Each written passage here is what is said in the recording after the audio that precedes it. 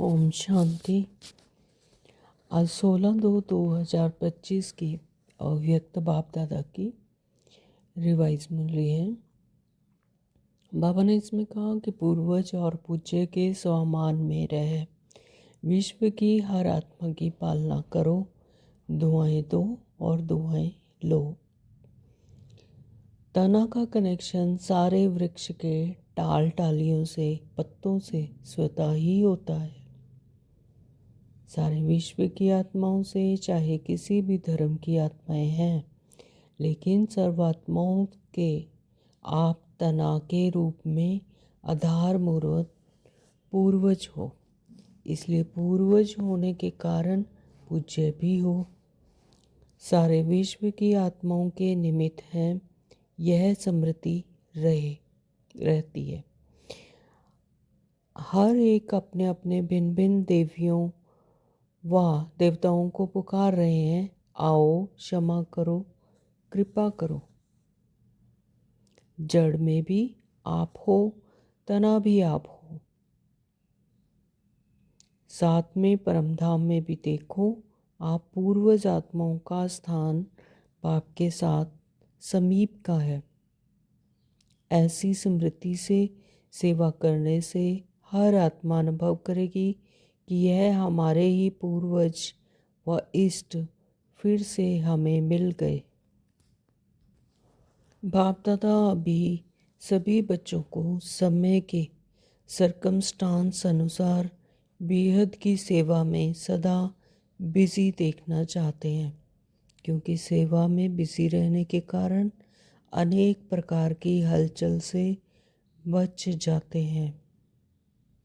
अभी बाप दादा सभी बच्चों को सदा निर्विघ्न स्वरूप में देखना चाहते हैं। आप निमित्त बने हुए निर्विघ्न स्थिति में स्थित रहो, तब विश्व की आत्माओं को सर्व समस्याओं से निर्विघ्न बना सकते हैं। एक तो हर एक आत्मा को अपने आत्मिक दृष्टि से देखो, आत्मा के ओरिजिनल संस्कार के स्वरूप में देखो। हर आत्मा के प्रति शुभ भावना, शुभ कामना, परिवर्तन की श्रेष्ठ भावना उनके संस्कारों को थोड़े समय के लिए परिवर्तन कर सकती है। हर समय चेक करो, मुझ देव आत्मा ब्राह्मण आत्मा का श्रेष्ठ कर्तव्य, श्रेष्ठ सेवा क्या है? दुआएं देना और दुआएं लेना। तो कोई आपको ऑपोजिशन करे तो भी दुआ देंगे। बाबा ने कहा, समय परिवर्तन के पहले आप विश्व परिवर्तक श्रेष्ठ आत्माएं स्व परिवर्तन द्वारा सर्व के परिवर्तन के आधार मूर्त बनो। श्रेष्ठ संग करो, क्योंकि संग दोष बहुत नुकसान करता है। कोई कुछ भी दे, लेकिन हमें दुआएं देनी है। अभी एडवांस स्टेज सेरेमनी मनाओ। अगर अंत में करेंगे तो बहुत काल का हिसाब ठीक नहीं होगा, इसलिए अभी से अटेंशन प्लीज। लाइट हाउस बन, विश्व के चारों ओर सर्व आत्माओं को लाइट दो, प्रकाश दो, शक्तियाँ दो। निमित्त भाव यह गुणों की खान है। निमित्त भाव में मैंपन नहीं है और मैंपन ही हलचल में लाता है। विशेषता को देखो और इसमें समान बनो। वरदान दिया है, निश्चय की अखंड रेखा द्वारा नंबर 1 भाग्य बनाने वाले विजय के तिलकधारी भव। स्लोगन दिया बाबा ने, बुद्धि रूपी कंप्यूटर में फुल स्टॉप की मात्रा आना माना प्रसन्न चित्त रहना। तो शुरू करते हैं आज की बाप दादा के महावाक्य। बाबा कहते, पूर्वज और पूर्वज के स्वामान में रह विश्व की हर आत्मा की पालना करो, दुआएं दो और दुआएं लो। तो हम सब क्या हैं? पूर्वज आत्माएं, बाबा के बच्चे, परमात्मा के बच्चे, पूर्वज और पूज्य के सम्मान में रहकर तो जब यह स्मृति आती है कि हम ही पूर्वज हैं, तो उस झाड़ के हम ही तना, हम ही जड़ें हैं, तो विश्व की हर आत्मा हमें क्या लगती है कि हमारे ही वृक्ष के टाल टालियाँ और पत्ते, यानी अपना ही संसार, अपना ही परिवार।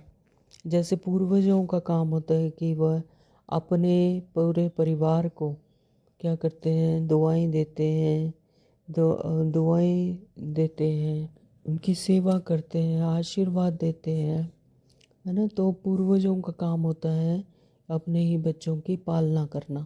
तो बाबा कहते हैं कि इसी तरह से आप भी क्या हो, इस पूरे तने, पूरे वृक्ष का, आत्माओं के वृक्ष के आप पूर्वज हो। और पूर्वज के समान में जब ये स्मृति में रख कर कि हम ही पूज्य पूर्वज हैं, तो विश्व की हर आत्मा को अपनी संतान समझकर उनकी पालना करो, उनको दुआएं दो और दुआएं लो।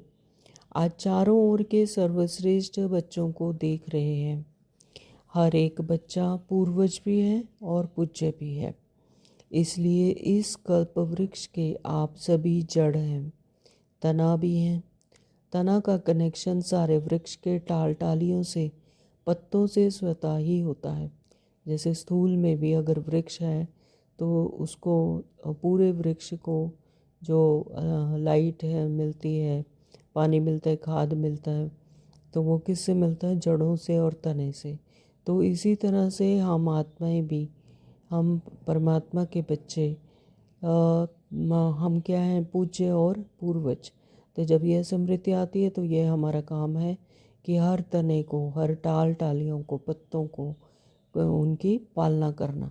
तो सभी अपने को ऐसे श्रेष्ठ आत्मा, सारे वृक्ष के पूर्वज समझते हो? Question mark. तो जैसे ब्रह्मा को ग्रेट ग्रेट ग्रैंडफादर कहा जाता है, उनके साथ ही आप भी मास्टर ग्रेट ग्रैंडफादर हो। पूर्वज आत्माओं का कितना सम्मान है। उस नशे में रहते हो। सारे विश्व की आत्माओं से, चाहे किसी भी धर्म की आत्माएं हैं, लेकिन सर्व आत्माओं के आप तना के रूप में आधार मूर्त पूर्वज हो। इसलिए पूर्वज होने के कारण पूज्य भी हो। तो जो पूर्वज होंगे तो उन्हीं की पूजा करते हैं, और पूर्वज उनकी पालना करते हैं, उन्हें शक्ति देते हैं, दुआएं देते हैं। तो पूर्वज द्वारा हर आत्मा को सकाश स्वतः ही मिलती रहती है। तो झाड़ को देखो, तना द्वारा, जड़ द्वारा, लास्ट पत्ते को भी सकाश मिलती रहती है। तो जैसे वृक्ष में भी एक तना, जड़ कहाँ धरती में होता है, लेकिन अगर उसकी जो लास्ट पत्ता भी होगा इतना ऊंचाई पर जैसे, तो उसको भी वहाँ से उसको लाइट और पानी और जो भी उसका ज़रूरत है खाद के द्वारा, तो सब वो जड़ का काम है उसको पहुँचाना। तो इसी तरह से बाबा कहते हैं कि पूर्वज द्वारा इस झाड़ में भी हर आत्मा को सकाश अपने आप ही स्वतः ही मिलती रहती है। झाड़ को देखो, तना द्वारा, जड़ द्वारा, लास्ट पत्ते को भी सकाश मिलती रहती है। पूर्वज का कार्य क्या होता है? पूर्वजों का कार्य है सर्व की पालना करना। तो लौकिक में भी देखो, पूर्वज द्वारा ही चाहे शारीरिक शक्ति की पालना हो, चाहे स्थूल भोजन द्वारा व पढ़ाई द्वारा शक्ति भरने की पालना होती है। तो आप पूर्वज आत्माओं को बाप द्वारा मिली हुई शक्तियों से सर्व आत्माओं की पालना करना है। तो आज के समय अनुसार सर्व आत्माओं को शक्तियों द्वारा पालना की आवश्यकता है। जानते हो, आजकल आत्माओं में अशांति और दुख की लहर छाई हुई है। तो आप पूर्वज और पूज्य आत्माओं को अपने वंशावली के ऊपर रहम आता है। यानी जो आत्माएं हैं जिन्हें अभी परमात्मा का परिचय नहीं मिला, अपना सत्य स्वरूप की नहीं जानते, तो जिन आत्माओं को मिला है वो जो पूर्वज आत्माएं हैं जो पहले आई हैं, तो जिन आत्माओं को अपना परिचय, परमात्मा का परिचय मिल चुका है, तो उनका क्या काम है कि उन आत्माओं को भी परमात्मा का परिचय दें, उनके सत्य स्वरूप की स्मृति दिलाएं। तो जैसे जब कोई विशेष अशांति का वायुमंडल होता है तो विशेष रूप से मिलिट्री और पुलिस अलर्ट हो जाती है। तो ऐसे ही आजकल के वातावरण में आप पूर्वज भी विशेष सेवा के अर्थ स्वयं को निमित्त समझते हो, सारे विश्व की आत्माओं के निमित्त हैं, यह स्मृति रहती है। तो बाबा ये भी इसके साथ साथ ये भी स्मृति रहनी चाहिए कि हम विश्व की सभी आत्माओं के निमित्त हैं। तो यह स्मृति जगानी जरूरी है। सारे विश्व की आत्माओं को आज आपके साकाश की आवश्यकता है। ऐसे बेहद के विश्व की पूर्वज आत्मा अपने को अनुभव करते हो। विश्व की सेवा याद आती है, वह अपने सेंटर्स की सेवा याद आती है, यानी बेहद की सेवा। पूरा विश्व, ऐसे नहीं कि सिर्फ अपने सेंटर्स की सेवा करनी है या लिमिटेड आत्माओं की ही सेवा करनी है, नहीं, पूरे विश्व की सेवा। तो आज आत्माएं आप पूर्वज देव आत्माओं को पुकार रही हैं। हर एक अपने अपने भिन्न भिन्न देवी देवताओं को पुकार रहे हैं, आओ क्षमा करो, कृपा करो, है ना। तो भक्तों का आवाज़ सुनने आता है, बाबा पूछ रहे हैं, आता है सुनने या नहीं। कोई भी धर्म की आत्माएं हैं, जब उनसे मिलते हो तो अपने को सर्वात्माओं के पूर्वज समझ कर मिलते हो। तो यानी किसी भी आत्मा को जब मिलना है तो उसे परमात्मा की याद दिलानी है, अपने आप को पूर्वज समझना है कि हम निमित्त हैं। इन्हें भी परमात्मा का याद परिचय दिलाने के लिए, इनको अपने सत्य स्वरूप की याद दिलाने के लिए हम निमित्त हैं। तो जब उनसे मिलते हो तो अपने को सर्वात्माओं के पूर्वज समझकर मिलते हो। ऐसे अनुभव होता है कि यह भी हम पूर्वज की ही टालियाँ हैं। इन्हों को भी साकाश देने वाले आप पूर्वज हो। अपने कल्प वृक्ष का चित्र सामने लाओ, अपने को देखो, आपका स्थान कहाँ है। जड़ में भी आप हो और तना भी आप हो, साथ में परमधाम में भी आप में देखो। आप पूर्वज आत्माओं का स्थान बाप के साथ समीप का है। तो पूर्वज आत्माएं कहाँ रहती हैं? बाप के समीप। तो बाबा कहते हैं कि जड़ में भी आप हो, तना भी आप हो। तो जड़ में भी देने वाले परमात्मा से परिचय लेकर बाकी आत्माओं को देने वाले हम कौन हैं? पूर्वज आत्मा। जानते हो ना, इसी नशे में कोई भी आत्मा से मिलते हो तो हर धर्म की आत्मा आपको यह हमारे हैं, अपने हैं, इस दृष्टि से देखते हैं। तो चाहे कोई किसी भी धर्म की हो आत्मा, कोई कहीं कैसी भी आत्मा हो, लेकिन है तो परमात्मा की संतान। तो इस नाते हमारा यह फ़र्ज हो जाता है, बाबा कहते हैं कि वह हमें अपने लगे और उनकी दृष्टि ऐसे देखें कि यह हमारे ही कोई पूर्वज आत्माएं हैं। तो अगर उस पूर्वज के नशे से, स्मृति से, वृत्ति से, दृष्टि से मिलते हो तो उन्हों को भी अपनेपन का आभास होता है। तो जब अपनी वृत्ति में अपनी दृष्टि ऐसी होगी, उन आत्माओं को हम ऐसे देखेंगे कि ये हमारे ही टालियाँ हैं, तो उन्हें भी ये अपनेपन का आभास स्वतः ही होगा, क्योंकि आप सबके पूर्वज हो, सबके हो। ऐसी स्मृति से सेवा करने से हर आत्मा अनुभव करेगी कि यह हमारे ही पूर्वज व इष्ट फिर से हमें मिल गए हैं। तो यानी उन्हें भी अंदर से अनुभव होगा, उन्हें निश्चय होगा, अंदर से अनुभव करेंगे कि ये तो हमारे ही कोई पूर्वज हैं, इष्ट हैं और हमें इनसे कुछ मिल रहा है। तो फिर पूर्वज भी देखो कितनी बड़ी पूजा है। कोई भी धर्मात्मा, महात्मा की ऐसी आप देव देवियों के, देवताओं के समान विधि पूर्वक पूजा नहीं होती। पूज्य बनते हैं लेकिन तुम्हारे जैसी विधि पूर्वक पूजा नहीं होती। तो कोई भी फिर पूजा भी, पूज्य भी देखो और कितनी बड़ी पूजा है। कोई भी धर्मात्मा या महात्मा जैसे आप देवी देवता हो, उस समान कि विधि पूर्वक पूजा उनकी नहीं होती जितनी कि आप पूज्य आत्माओं के होते हैं। तो बाबा कहते हैं कि पूज्य बनते हैं, लेकिन तुम्हारे जैसी विधि पूर्वक पूजा उनकी नहीं होती। तो गायन भी देखो कितना विधि पूर्वक कीर्तन करते हैं, आरती करते हैं। ऐसे पूज्य आप पूर्वज ही बनते हो। तो जैसे स्कूल में भी सत्संग या कीर्तन करते हैं तो वो कितना पूज्य, कितना इष्ट देवताओं की मूर्तियां रखकर, उनकी फ़ोटो वगैरह रखकर कितना मतलब आरती करते हैं और कितनी सम्मान देते हैं, कितना वो करते हैं। तो ऐसे पूर्वज और ऐसे पूज्य ही जिनकी वो पूजा करते हैं तो वही तो पूर्वज बनते हैं। तो अपने को ऐसे समझते हो, ऐसा नशा ही है नशा। तो बाबा पूछ रहे हैं, जो समझते हैं हम पूर्वज आत्माएं हैं तो यह नशा रहता है, यह समृद्धि रहती है, वह हाथ उठाओ। रहती है, अच्छा, रहती है वह तो हाथ उठाया, बहुत अच्छा। अभी दूसरे क्वेश्चन कौन सा है? सदा रहता है।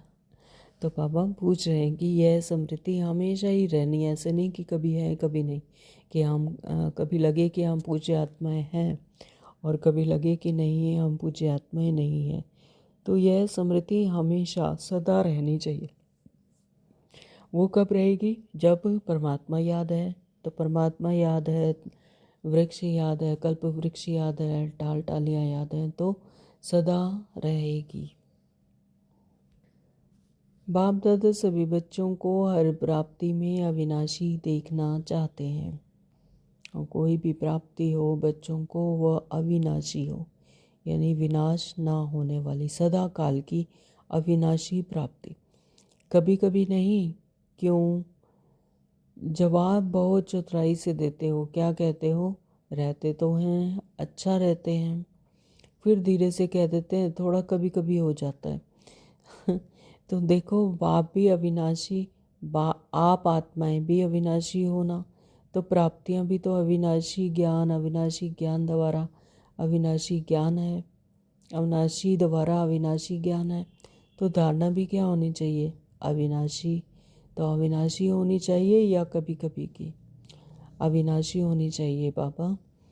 तो बाप दादा अभी सभी बच्चों को समय के सरकमस्टांस अनुसार बेहद की सेवा में सदा बिजी देखना चाहते हैं, क्योंकि सेवा में बिजी रहने के कारण अनेक प्रकार की हलचल से बच जाते हैं। तो जब अपने आप को परमात्मा की याद में, सेवा में बिजी रखेंगे तो व्यर्थ से और अनेक प्रकार की हलचल से बच जाएंगे। लेकिन जब भी सेवा करते हो, प्लान बनाते हो और प्लान अनुसार प्रैक्टिकल में भी आते हो तो सफलता भी प्राप्त करते हो। लेकिन बाप दादा चाहते हैं एक समय पर तीनों सेवा इकट्ठी हो, सिर्फ वाचा नहीं, मनसा भी हो, वाचा भी हो और कर्मणा अर्थात संबंध संपर्क में आते हुए भी सेवा हो। सेवा का भाव, सेवा की भावना हो। तो इस समय वाचा के सेवा की परसेंटेज ज़्यादा है। बाबा कह रहे हैं कि मुख से, वाचा से सेवा की परसेंटेज ज़्यादा है, लेकिन मनसा से कम है। मनसा है लेकिन वाचा की परसेंटेज ज़्यादा है। मनसा भी है लेकिन परसेंटेज सिर्फ वाचा की ज़्यादा है। लेकिन होना क्या चाहिए? मनसा और वाचा दोनों के समान। एक ही समय पर तीनों सेवा साथ साथ होने से सेवा में सफलता का ज़्यादा होगी, सफलता और ज़्यादा होगी। यानी मनसा वाचा कर्मणा तीनों से ही सेवा हो तब सफलता ज़्यादा होगी। तो बाप दादा ने समाचार सुना है कि इस ग्रुप में भी भिन्न भिन्न वर्ग वाले आए हुए हैं और सेवा के प्लान अच्छे बना रहे हैं, अच्छा कर रहे हैं। लेकिन तीनों सेवा इकट्ठी होने से सेवा की स्पीड और बुद्धि को प्राप्त होगी, वृद्धि को प्राप्त होगी। सभी चारों ओर से बच्चे पहुंच गए हैं, यह देख बाप दादा को भी खुशी होती है। नए नए बच्चे उमंग उत्साह से पहुंच जाते हैं। अभी बाप दादा सभी बच्चों को सदा निर्विघ्न स्वरूप में देखना चाहते हैं। क्यों? जब आप निमित्त बने हुए हो तो निर्विघ्न स्थिति में स्थित रहो, तब विश्व की आत्माओं को सर्वात्माओं से निर्विघ्न बना सको। तो बाप दादा क्या कह रहे हैं कि अगर विश्व की आत्माओं को हम देखना चाहते हैं कि वह सर्व समस्याओं से निर्विघ्न बने, तो उसके लिए सबसे पहले स्वयं को निमित्त बनकर निर्विघ्न स्थिति में स्वयं रहो, तभी दूसरी आत्माओं को, विश्व की बाकी आत्माओं को बाकी सर्व समस्याओं से निर्विघ्न बना सकते हैं। इसके लिए विशेष 2 बातों पर अंडरलाइन करो। इसके लिए बाबा ने कहा कि इसको अंडरलाइन करो, और 2 बातों पर अंडरलाइन करो, करते भी हो लेकिन और अंडरलाइन करो, मतलब इस पर विशेष ध्यान देना है। एक तो हर आत्मा को अपने आत्मिक दृष्टि से देखो, हर आत्मा को अपने आत्मिक दृष्टि से, मैं भी आत्मा, ये भी आत्मा है, तो आत्मा के ओरिजिनल संस्कार के रूप में देखो। तो आत्मा का ओरिजिनल संस्कार क्या है कि वह भी शांत स्वरूप आत्मा है। चाहे कैसे भी संस्कार वाली आत्मा है, लेकिन आपकी हर आत्मा के प्रति शुभ भावना, शुभ कामना, परिवर्तन की श्रेष्ठ भावना उनके संस्कार को थोड़े समय के लिए परिवर्तन, थोड़े समय के लिए परिवर्तन कर सकती है।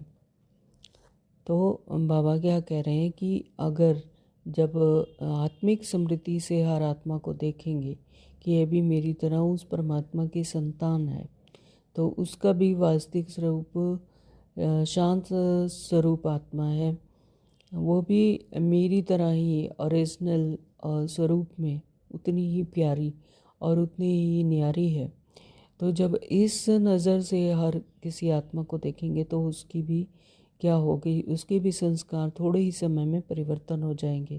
तो यानी हर किसी के प्रति शुभ भावना और शुभ कामना होगी, तो वह भी श्रेष्ठ भावना होगी, तो वह भी स्वयं ही परिवर्तन हो जाएगी। तो आत्मा भाव इमर्ज करो।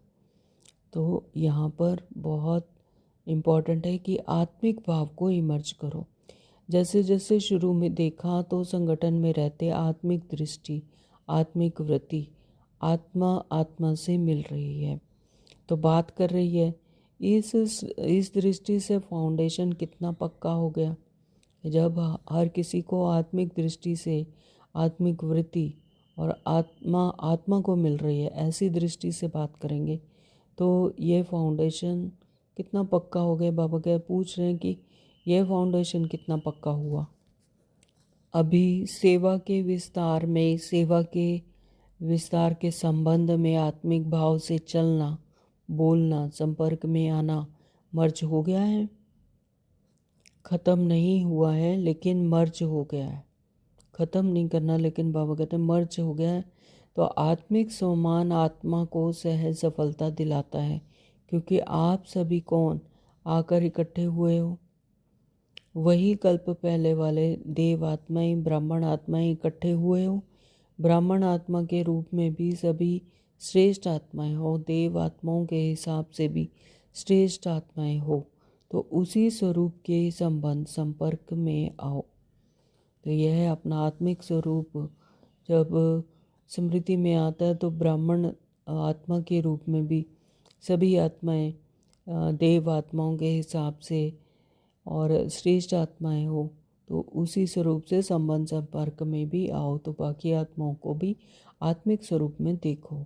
तो हर समय चेक करो मुझ देव आत्मा ब्राह्मण आत्मा का श्रेष्ठ कर्तव्य, श्रेष्ठ सेवा क्या है। दुआएं देना और दुआएं लेना।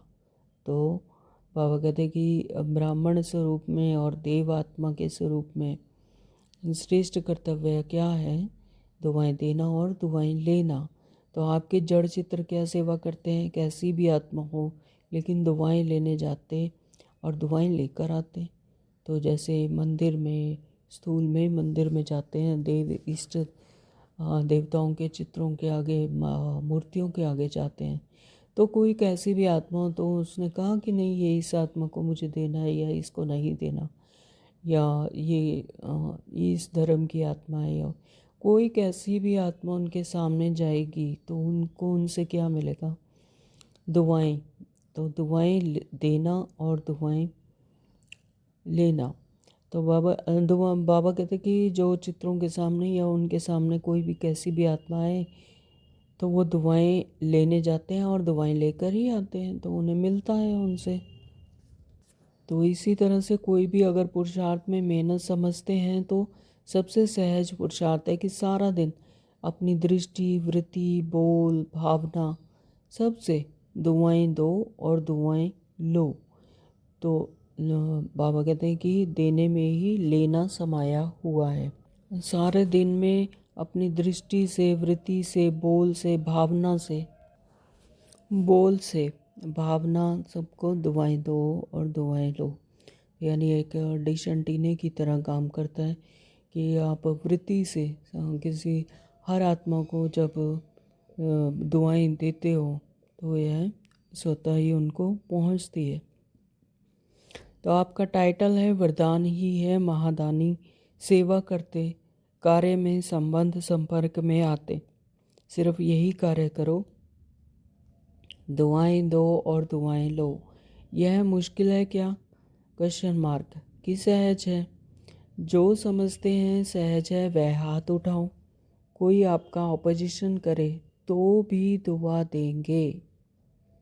कोई का चाहे कितना भी ऑपोजिशन करे आपको, चाहे कोई गलत बोल ही बोल रहे हैं, गालियाँ ही दे रहे हैं, तो लेकिन आपका काम क्या है? उनको भी दुआ देना, क्योंकि आप पूर्वज आत्माएं हैं। आपको पता है कि उस आत्मा का जो आत्मिक स्वरूप है, सत्य स्वरूप है, वो मेरी तरह ही उस आत्मा परमात्मा की संतान है। उसका सत्य स्वरूप भी उतना ही प्यारा, उतना ही पवित्र है।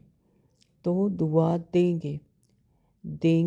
बाबा क्वेश्चन पूछ रहे हैं, इतनी दुआओं का स्टॉक है आपके पास?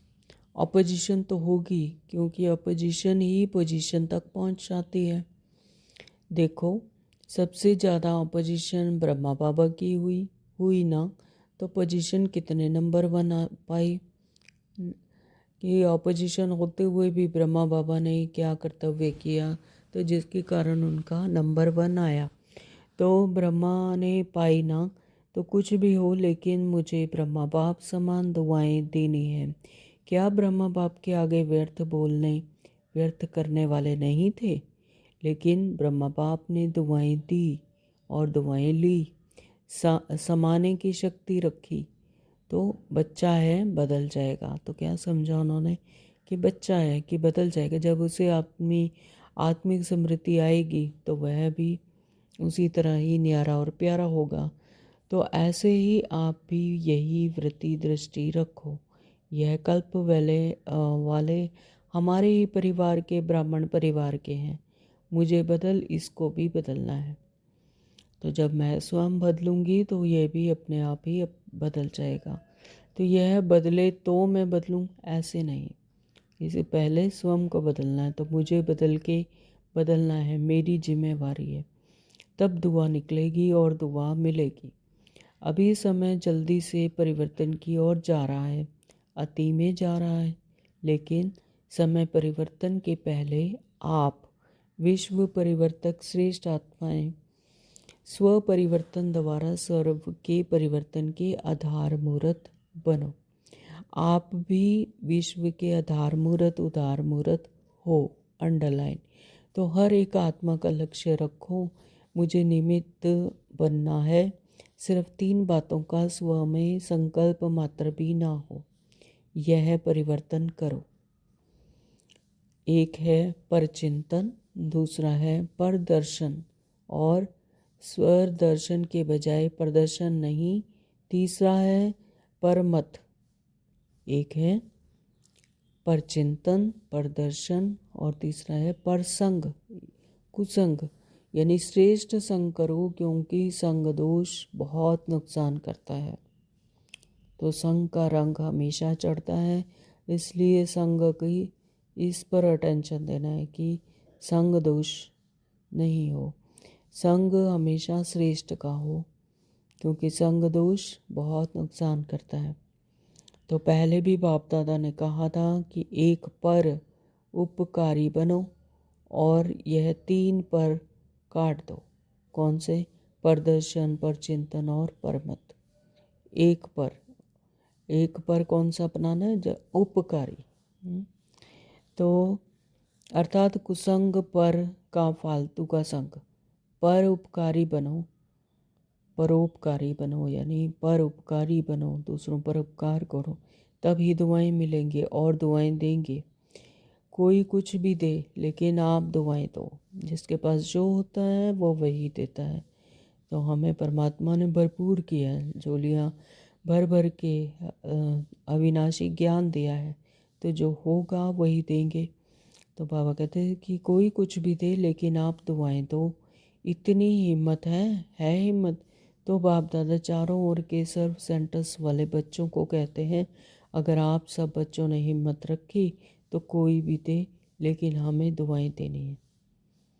एक फलदार वृक्ष होता है, तो अगर चाहे कोई उसे पत्थर मार रहा है या पानी दे रहा है, लेकिन उसका काम क्या है? फल देना। तो वह कभी कहेगा कि नहीं, मुझे इसे फल नहीं देना, ये तो पत्थर मारता है। तो वह उसे भी फल ही देता है, चाहे कोई पत्थर ही मार रहा है और को चाहे कोई पानी ही दे रहा है। तो इसी तरह से जो उसके पास है वही देगा। तो हम परमात्मा के बच्चों के पास बाबा ने इतनी शक्तियाँ, इतने ज्ञान गुण भरे हैं, तो हमें क्या देना है? सबको दुआएं देनी। तो कोई कुछ भी दे लेकिन हमें दुआएं देनी है। तो बाप दादा एक इस वर्ष एक्स्ट्रा आपको हिम्मत के उमंग के कारण मदद देंगे, एक्स्ट्रा मदद देंगे। तो सभी को खुशी हो रही है ना कि बाबा एक्स्ट्रा मदद देंगे, लेकिन दुआएं देंगे तो मिक्स नहीं करना। बाप दादा के पास तो सारा रिकॉर्ड आता है ना। संकल्प में भी दुआओं के बदले कुछ ना हो। हिम्मत है तो हाथ उठाओ। तो करना पड़ेगा, सिर्फ हाथ नहीं उठाना, करना पड़ेगा। करेंगे, मधुबन वाले टीचर्स करेंगे। अच्छा, एक्स्ट्रा मार्क्स जमा करेंगे, मुबारक हो। क्यों? बाप दादा के पास एडवांस पार्टी बार बार आती है। वह कहती है हमें तो एडवांस पार्टी का पार्ट बना दिया, वह बजा रहे हैं, लेकिन हमारे साथी एडवांस स्टेज क्यों नहीं बनाते? अभी उत्तर क्या दें? क्या उत्तर दें? बाबा पूछ रहे हैं, एडवांस स्टेज और एडवांस पार्टी का पार्ट जब दोनों मिले तब तो समाप्ति होगी। तो वह पूछते हैं तो क्या जवाब दें? कितने साल में बनेगी? सब मना लिया, silver jubilee, golden jubilee, diamond jubilee, सब मना लिया। अभी एडवांस स्टेज सेरेमनी मनाओ। अंडरलाइन। बाबा क्या कह रहे हैं कि अभी एडवांस स्टेज सेरेमनी मनाओ, उसकी डेट फिक्स करो। पांडा बताओ, डेट होगी उसकी? पहली लाइन वाले बोलो, डेट फिक्स होगी। तो बाबा पूछ रहे हैं सभी से जो सभा में बैठे होंगे उस टाइम पर। अचानक होगा। क्या होगा अचानक? अचानक होगा कि हो जाएगा। बोलो, कुछ बोलो। सोच रहे हैं क्या? निर्वैर से पूछ रहे हैं। सेरेमनी होगी या अचानक होगा? आप दादी से पूछ रहे हो, ये दादी को देख देख रहा है कि दादी कुछ बोले। तो आप बताओ, रमेश को कहते हैं बताओ, आखिर तो यह होना ही है। आखिर भी कब? आप डेट बताओ, उस डेट पर कर लेंगे। तो अच्छा, बाप दादा ने 1 साल की एक्स्ट्रा डेट दी है, हिम्मत से एक्स्ट्रा मदद मिलेगी। यह तो कर सकते हैं ना, यह करके दिखाओ, फिर आप बाप डेट फिक्स करेगा। तो बाबा यहाँ पर एडवांस पार्टी आपका डायरेक्शन चाहिए कि इस 2004 को ऐसा मना लेंगे। तो किसी ने कहा, मतलब यह है कि अभी इतनी तैयारी नहीं है, तो एडवांस पार्टी को अभी 1 वर्ष तो रहना पड़ेगा ना। अच्छा, क्योंकि अभी से लक्ष्य रखेंगे करना ही है, तो बहुत काल ऐड हो जाएगा, क्योंकि बहुत काल का हिसाब है ना। अगर अंत में करेंगे तो बहुत काल का हिसाब ठीक नहीं होगा। तो बाबा क्या कह रहे हैं कि अगर सोचेंगे कि कर लेंगे, अभी तो बहुत टाइम पड़ा है, कि अंत में करेंगे कि बहुत काल का बाबा कहते लेकिन बहुत काल का हिसाब पड़ा है, अभी करेंगे तब पूरा होगा, तो इसलिए अभी से अटेंशन प्लीज़। अच्छा, बाबा कहते अभी रूहानी ड्रिल याद है? 1 सेकंड में अपने पूर्व स्टेज में आए परमधाम निवासी बाप के साथ साथ लाइट हाउस बन विश्व को लाइट दे सकते हो। तो 1 सेकंड में सभी चारों ओर देश विदेश में सुनने वाले देखने वाले लाइट हाउस बन विश्व के चारों ओर सर्व आत्माओं को लाइट दो, प्रकाश दो, शक्तियाँ दो।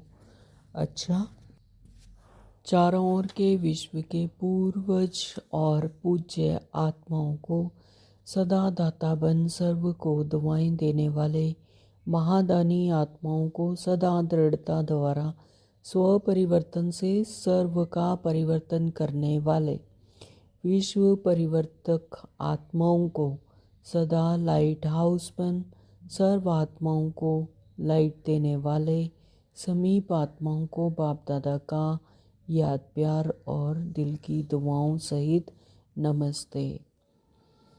तो हम बच्चों की भी बाबा को बहुत बहुत नमस्ते जी, नमस्ते जी, नमस्ते जी। शुक्रिया बाबा, आपका बहुत बहुत शुक्रिया। बाबा ने दादी जानकी जी से कहा, अच्छा है दोनों दादियाँ बहुत अच्छी पालना कर रहे हो, अच्छी पालना हो रही है ना, बहुत अच्छा। सेवा के निमित्त बनी हुई हो ना, तो आप सबको भी दादियों की देख के खुशी होती है ना, जिम्मेवारी का सुख भी तो मिलता है ना, सबकी दुआएं कितनी मिलती हैं, सभी को खुशी होती है। तो दोनों दादियाँ बाप दादा को गले लगी। जैसे यह देखकर खुशी होती है वैसे इन्हों जैसे बन के कितनी खुशी होगी, क्योंकि बाप दादा ने निमित्त बनाया है तो कोई विशेषता है तब तो निमित्त बनाया है, और वही विशेषताएं आप हर एक में आ जाएं तो क्या हो जाएगा, अपना राज्य आ जाएगा। तो जो बाप दादा डेट कहते हैं ना वह आ जाएगी। अभी याद है ना, डेट फिक्स करनी है, हर एक समझे मुझे करनी है, तो सभी निमित्त बन जाएंगे, तो विश्व का नव निर्माण हो जाएगा। निमित्त भाव यह गुणों की खान है, निमित्त भाव यह गुणों की खान है कि मुझे करना है।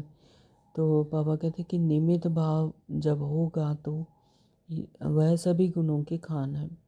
सिर्फ हर समय निमित्त भाव आ जाए तो सभी गुण सह जा सकते हैं, क्योंकि निमित्त भाव में मैंपन नहीं है, और मैंपन ही हलचल में लाता है, यानी करण करावन हार। निमित्त भाव यानी करण करावन हार करा रहा है, मैं आत्मा निमित्त मात्र कर रही हूँ। तो निमित्त बनने से मेरापन भी खत्म हो, तेरा हो जाता है कि मेरा कुछ नहीं तेरा, तो सहज ही योगी बन जाते हैं। तो सभी को दादियों से प्यार है, बाप दादा से प्यार है, तो प्यार का रिटर्न है विशेषताओं को समान बनाना। तो ऐसे लक्ष्य रखो, विशेषताओं को समान बनाना है। किसी में भी कोई विशेषता देखो, विशेषता को भले फॉलो करो, आत्मा को फॉलो करने के में दोनों दिखाई देंगे। विशेषता को देखो और उसमें समान बनो। अच्छा, बाबा ने वरदान दिया है, निश्चय की अखंड रेखा द्वारा नंबर 1 भाग्य बनाने वाले विजय के तिलकधारी भव। निश्चय की अखंड रेखा यानी निश्चय बुद्धि सदा विजयंती, वो जहाँ निश्चय है वहाँ पर विजय है ही। अगर यह निश्चय है कि हम स्वयं भगवान हमें पढ़ा रहे हैं, अगर यह निश्चय है तो विजय की तिलकधारी स्वतः ही बन जाएंगे। तो अपने आप ही विजय हो जाएगी। बाबा ने आज वरदान में कहा कि विजय के तिलकधारी बन जाएंगे, यानी निश्चय बुद्धि विजयंती। सबसे बड़ा निश्चय क्या है कि परमात्मा हमें पढ़ा रहे हैं। जब ऐसा निश्चय आ जाता है तो नंबर 1 भाग्य बन गया। और जब नंबर 1 भाग्य बनाने वाले बाबा कहते हैं कि विजय तिलकधारी भव। तो जो निश्चय बुद्धि बच्चे हैं वह कभी कैसे व ऐसे के विस्तार में नहीं जाते। उनके निश्चय की अटूट रेखा अन्य आत्माओं को भी स्पष्ट दिखाई देती है। तो जिसका निश्चय होता है तो स्थूल में भी जिसका निश्चय होता है तो दिखाई देता है ना। तो बाबा कहते हैं कि ऐसे ही फिर बाकी आत्माओं को भी स्पष्ट दिखाई देता है। तो उनके निश्चय की रेखा की लाइन बीच बीच में खंडित नहीं होती। ऐसी रेखा वाले के मस्तक में अर्थात स्मृति में सदा विजय का तिलक नजर आएगा। वे जन्मते ही सेवा की जिम्मेवारी के ताजदारी होंगे। तो यानी जैसे ही निश्चय आया कि मैं आत्मा हूँ, परमात्मा की संतान हूँ, परमात्मा का परिचय मिला, तो वो जिम्मेवारी की ताजदारी होंगे, अपनी जिम्मेवारी समझेंगे। तो सदा ज्ञान रत्नों से खेलने वाले होंगे, सदा याद और खुशी के झूले में झूलते हुए जीवन बिताने वाले होंगे। तो हमेशा ही परमात्मा याद रहेगा, तो उसी से खुशी के झूले में हमेशा झूलते रहेंगे। तो ऐसा जीवन बिताने वाले होंगे। यही है नंबर 1 भाग्य की रेखा। स्लोगन दिया बाबा ने, बुद्धि रूपी कंप्यूटर में फुल स्टॉप की मात्रा आना माना, प्रसन्न चित्त रहना। बुद्धि रूपी कंप्यूटर में फुल स्टॉप की मात्रा यानी व्यर्थ और विस्तार पर बिंदी लगाना।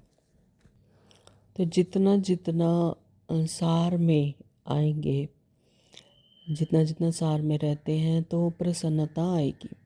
विस्तार में जाने से प्रश्न आएंगे कि क्यों हुआ, कैसे हुआ, है ना, क्यों क्या कैसे का व्यर्थ आता है। तो इन सब को क्या करना है, फुल स्टॉप लगानी है। तो बुद्धि रूपी कंप्यूटर में फुल स्टॉप की मात्रा आना माना, प्रसन्नचित रहना। ओम शांति। आज के अव्यक्त इशारे हैं। एकांत प्रिय बनो, एकता और एकाग्रता को अपनाओ। एकांत प्रिय वह होगा जिनका अनेक तरफ से बुद्धि योग टूटा हुआ होगा। एकांत प्रिय यानी अगर मैं आत्मा भीड़ में भी हूँ तो मेरी स्मृति सत्य स्वरूप में है, तब भी क्या होगा कि बुद्धि योग एक पाप से लगी रहे। सारी दुनिया जैसे ब्लर हो जाए और मुझे सिर्फ एक पाप ही दिखाई दे, तो ऐसे एक का अंत एकांत प्रिय। तो जिनका बुद्धि अनेक तरफ से बुद्धि योग टूटा हुआ हो, सिर्फ एक की तरफ लगा रहे, एक का ही प्रिय होगा। तो बाबा कहते हैं एक का प्रिय होने के कारण ही एक की याद में रह सकता है। अनेक के प्रिय होने के कारण एक की याद में रह नहीं सकता। अनेक तरफ से बुद्धि योग टूटा हुआ हो, एक तरफ जुटा हुआ हो, अर्थात एक के सिवाय दूसरा ना कोई, ऐसी स्थिति वाला होगा, वह एकांत प्रिय हो सकता है। आज की सूचना है कि आज अंतर्राष्ट्रीय योग दिवस तीसरा रविवार है। 6:30 बजे से 7:30 बजे तक सभी भाई बहनें संगठित रूप में एकत्रित हो योग अभ्यास में यही शुभ संकल्प करें कि मुझ आत्मा द्वारा पवित्रता की किरणें निकलकर सारे विश्व को पावन बना रही है, यानी अपनी वृत्ति से। तो मैं मास्टर पतित पावनी आत्मा हूँ। मैं मास्टर पतित पावनी आत्मा हूँ। ओम शांति। Thank you Baba.